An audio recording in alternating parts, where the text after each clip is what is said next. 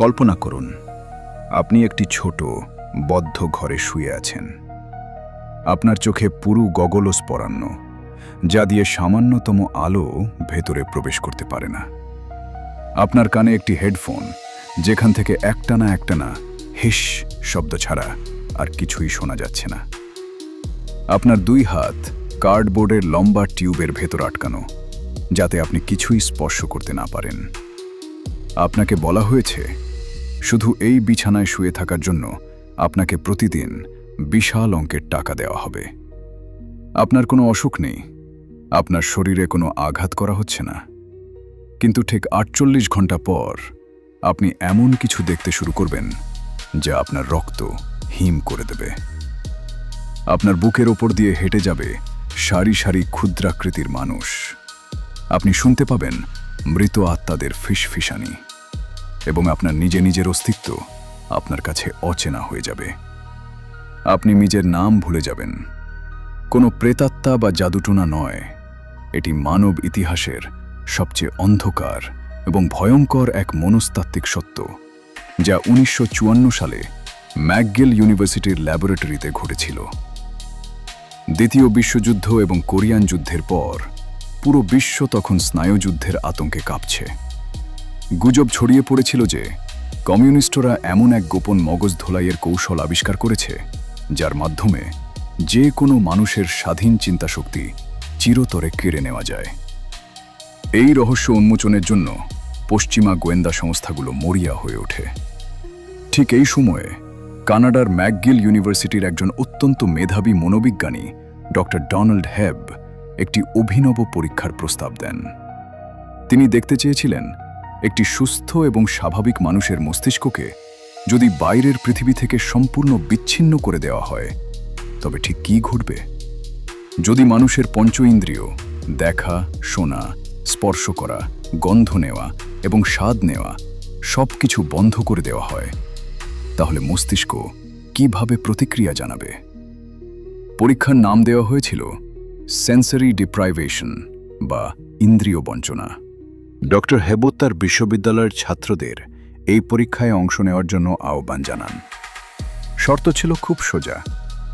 একটি sound proof বা শব্দভেদ্য কক্ষে বিছানায় শুয়ে থাকতে হবে। চোখে অস্বচ্ছ গগলস, হাতে কার্ডবোর্ড আর কানে একটানা শব্দ। বিনিময়ে প্রতিদিন $20 দেওয়া হবে, যা সেই ১৯৫৪ সালে একজন সাধারণ ছাত্রের কাছে ছিল লটারির মতো। ছাত্রদের কাছে এটি ছিল পৃথিবীর সবচেয়ে সহজ কাজ। কোনো কাজ না করে শুধু শুয়ে শুয়ে টাকা উপার্জন। কিন্তু তারা ঘুণাক্ষরেও বুঝতে পারেনি যে তারা একটি মানসিক বধ্যভূমিতে প্রবেশ করতে যাচ্ছে। প্রথম কয়েক ঘন্টা সবকিছু ঠিকঠাক ছিল। ছাত্ররা শান্তিতে ঘুমিয়েছিল। ঘুম থেকে ওঠার পর তারা নিজেদের মনে মনে গান গাইতে শুরু করে, ছোটবেলার স্মৃতি রোমন্থন করে, গাণিতিক হিসাব মেলানোর চেষ্টা করে নিজেদের মস্তিষ্ককে ব্যস্ত রাখার জন্য। কিন্তু ১০ থেকে ১২ ঘন্টা পার হওয়ার পর থেকেই শুরু হয় আসল বিভীষিকা। বাইরের পৃথিবী থেকে কোনো নতুন তথ্য না পেয়ে মস্তিষ্ক ধীরে ধীরে হাঁসফাঁস করতে শুরু করে। প্রথম দিকে ছাত্ররা তীব্র অস্থিরতা অনুভব করে। তাদের মনে হতে থাকে অন্ধকার ঘরের ভেতর কেউ যেন তাদের দিকে তীক্ষ্ণ দৃষ্টিতে তাকিয়ে আছে। এরপর শুরু হয় সেই ভয়ঙ্কর পর্যায়, যাকে বিজ্ঞানের ভাষায় বলা হয় হ্যালুসিনেশন বা দৃষ্টিবিভ্রম। এটি কোনো সাধারণ চোখের ভুল বা আবছা ছায়া ছিল না। এই হ্যালুসিনেশনগুলো ছিল অবিশ্বাস্য রকমের বাস্তব এবং জীবন্ত। একজন ছাত্র তার চোখের সামনে দেখতে পায় একপাল কুকুর ক্রমাগত তার মুখের দিকে ঝাঁপিয়ে পড়ছে। আরেকজন দেখতে পায় অগণিত চশমা পরা মুখ শূন্যে ভাসছে এবং তার দিকে তাকিয়ে বিকট শব্দে হাসছে। কেউ শুনতে পায় একদল অদেখা মানুষের একটানা কান্না। আবার কেউ অনুভব করে কোনো এক অদৃশ্য সত্তা তার ঘাড়ে ঠান্ডা হাত দিয়ে বারবার স্পর্শ করছে। একজন ছাত্র তো রীতিমতো অনুভব করে যে তার শরীর থেকে তার মাথা বিচ্ছিন্ন হয়ে শূন্যে ভাসছে। তারা চিৎকার করে কাঁদতে শুরু করে। তারা সেই বিপুল টাকার প্রস্তাব প্রত্যাখ্যান করে পরীক্ষা থেকে যে কোনো মূল্যে বেরিয়ে আসার জন্য আকুতি জানাতে থাকে।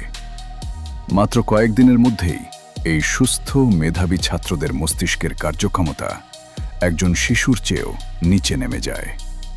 তারা সাধারণ যোগ বিয়োগ করতে পারছিল না। তারা ভুলে গিয়েছিল তারা কে, কোথা থেকে এসেছে। তাদের নিজস্ব ব্যক্তিত্ব, তাদের পরিচয় সম্পূর্ণভাবে ধসে পড়েছিল। এখন প্রশ্ন হলো, কেন এমন হলো? কোনো রাসায়নিক পদার্থ ছাড়াই, কোনো সাইকোঅ্যাক্টিভ ড্রাগ ছাড়াই কিভাবে একটি সুস্থ মস্তিষ্ক নিজের বিরুদ্ধে এমন ভয়ঙ্কর যুদ্ধ ঘোষণা করল? এর উত্তর লুকিয়ে আছে আমাদের স্নায়ুতন্ত্রের এক আদিম এবং চরম জটিল মেকানিজমের মধ্যে। মানুষের মস্তিষ্ক মূলত একটি বিশাল এবং শক্তিশালী প্রেডিকশন মেশিন বা তথ্য প্রক্রিয়াজাতকরণ কেন্দ্র। আমাদের মস্তিষ্কে থাকা কোটি কোটি নিউরন সারাক্ষণ বাইরের পৃথিবী থেকে আসা সিগন্যাল বা সংকেতগুলো গ্রহণ করে। চোখ থেকে আলো, কান থেকে শব্দ, ত্বক থেকে স্পর্শ। এই নিরবচ্ছিন্ন তথ্যের স্রোত আমাদের মস্তিষ্ককে ব্যস্ত রাখে এবং আমাদের বাস্তবতার ভিত্তি তৈরি করে। কিন্তু যখনই সেন্সরি ডিপ্রাইভেশন চেম্বারে এই সব তথ্য আসা সম্পূর্ণ বন্ধ হয়ে যায়, তখন মস্তিষ্ক এক ভয়ঙ্কর শূন্যতায় পড়ে। নিউরোলজির ভাষায় আমাদের মস্তিষ্কের ভিজুয়াল কর্টেক্স এবং অডিটরি কর্টেক্স যখন বাইরের পৃথিবী থেকে কোনো সংকেত পায় না, তখন তারা নিষ্ক্রিয় হয়ে বসে থাকতে পারে না। তারা নিজেদের ভেতরে থাকা র্যান্ডম বা এলোমেলো সিগন্যালগুলোকে বহুগুণ বাড়িয়ে দেয়। একে বিজ্ঞানের ভাষায় বলা হয় অ্যাপোফেনিয়া, যেখানে মস্তিষ্ক অর্থহীন শূন্যতার মাঝে অর্থ খুঁজতে শুরু করে। মস্তিষ্ক এই নিস্তব্ধতা এবং অন্ধকারকে মেনে নিতে পারে না। সে মরিয়া হয়ে ওঠে যে কোনো তথ্যের জন্য। আর ঠিক তখনই বাইরের তথ্য না পেয়ে মস্তিষ্ক তার নিজস্ব একটি অন্ধকার বাস্তবতা তৈরি করতে শুরু করে। সে আপনার অবচেতন মনের গভীরতম ভয়, লুকিয়ে থাকা আতঙ্কিত স্মৃতি এবং বিকৃত কল্পনাগুলোকে টেনে বের করে এনে আপনার চোখের সামনে 100% বাস্তব হিসেবে প্রজেক্ট করে। একে মনস্তাত্ত্বিক ভাষায় বলা হয় প্রিজনার্স সিনেমা। কোনো বাহ্যিক নোঙ্গর না থাকায় মস্তিষ্ক আক্ষরিক অর্থেই নিজেকে গ্রাস করতে শুরু করে। ব্রেনের ডিফল্ট মোড নেটওয়ার্ক সম্পূর্ণ নিয়ন্ত্রণহীন হয়ে পড়ে এবং মানুষ তার নিজস্ব ইগো বা অহংবোধ হারিয়ে ফেলে। ডক্টর ডোনাল্ড হেবের এই পরীক্ষাটি শুধু বিজ্ঞানের বইয়ের পাতাতেই সীমাবদ্ধ থাকেনি। এই পরীক্ষার ফলাফলগুলো খুব নীরবে এবং গোপনে পর্যবেক্ষণ করছিল বিশ্বের প্রভাবশালী গোয়েন্দা সংস্থাগুলো। তারা বুঝতে পেরেছিল একজন মানুষকে ভেঙে গুঁড়িয়ে দেওয়ার জন্য, তার কাছ থেকে গভীরতম গোপন তথ্য বের করার জন্য বা তাকে সম্পূর্ণ নতুন একজন আজ্ঞাবহ মানুষে পরিণত করার জন্য কোনো শারীরিক নির্যাতনের প্রয়োজন নেই। শুধু তার ইন্দ্রিয়গুলোকে বাইরের পৃথিবী থেকে নিখুঁতভাবে বিচ্ছিন্ন করে দিলেই তার নিজস্ব মস্তিষ্ক তার সবচেয়ে বড় জল্লাদে পরিণত হবে। এই সেন্সরি ডিপ্রাইভেশন গবেষণার ওপর ভিত্তি করেই পরবর্তীতে তৈরি হয়েছিল CIA এর কুখ্যাত কুবার্ক ম্যানুয়াল, যা স্নায়ুযুদ্ধের সময় এবং তার পরবর্তী বহু দশক ধরে মনস্তাত্ত্বিক নির্যাতন এবং জিজ্ঞাসাবাদের মূল ব্লুপ্রিন্ট হিসেবে ব্যবহৃত হয়েছিল। কোনো রক্তপাত ছাড়াই, কোনো আঘাতের চিহ্ন ছাড়াই একজন মানুষকে ভেতর থেকে চিরতরে ধ্বংস করে দেওয়ার এক নিখুঁত বৈজ্ঞানিক হাতিয়ার। আমরা সবসময় ভাবি আমরা আমাদের চোখ দিয়ে যা দেখি, কান দিয়ে যা শুনি, সেটাই চরম সত্য।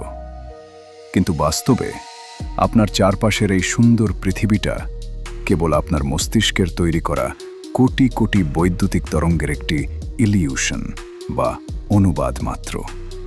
এই অনুবাদের সুইচটা একবার বন্ধ করে দিলে আপনি বুঝতে পারবেন এই মহাবিশ্বের সবচেয়ে ভয়ঙ্কর এবং অন্ধকার জায়গাটি কোনো পরিত্যক্ত ভুতুড়ে বাড়ি বা অন্তহীন মহাশূন্য নয়।